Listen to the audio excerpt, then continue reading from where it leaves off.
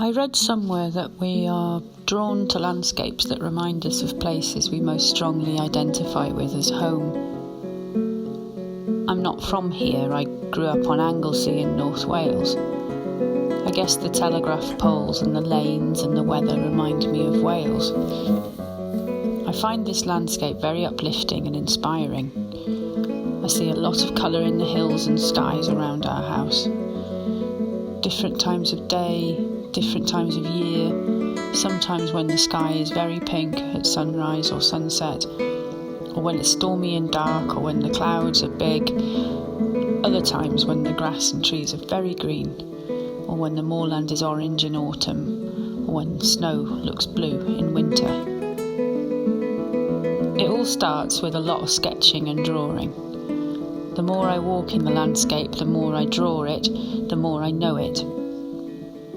When I'm out walking, I do thumbnail sketches in pencil and graphite. It forces me to look what's in front of me and figure out what the main elements are, the shapes, the tones, the textures, so I don't get bogged down in tiny detail and just focus on the design.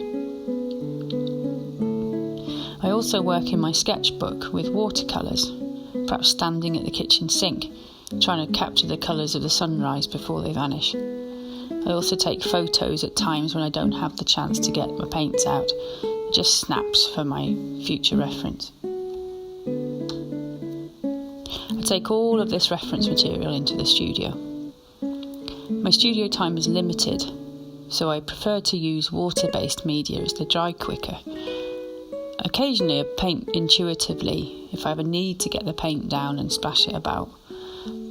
But usually there's a dominant theme of a particular colour, or I'm looking to explore, say, a dark blue-grey sky in an orangey moorland. I paint on a variety of grounds. Sometimes I paint really small and just on bits of cardboard I've pulled out of the recycling. I like the textural quality of cardboard, and I prefer to paint on an off-white ground. I also like long scrolls of paper. I like that orientation of paper in long horizontals. It allows me to capture more of a view, more of a panorama. For those I use really watery media, or media that's activated by water like charcoal and graphite, and then washes of watercolour or acrylic inks or very watered down tube acrylics over the top. If that doesn't satisfy me enough and I just want to make something more impactful or a bit more permanent with more layers and texture and saturated colour, then that's when the acrylic in the canvas comes out. I generally paint in acrylic with knives, as I really like the textural effects I can get. I like being able to move the paint around or scrape it off altogether. There's quite a lot of energy and action involved using palette knives, and just in enjoying the paint in itself.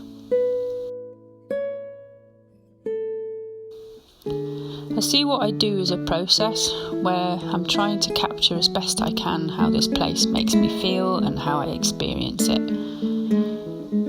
It's a fail again, fail better approach, to try and keep simplifying and refining what I do and hope that I do a better job of it next time.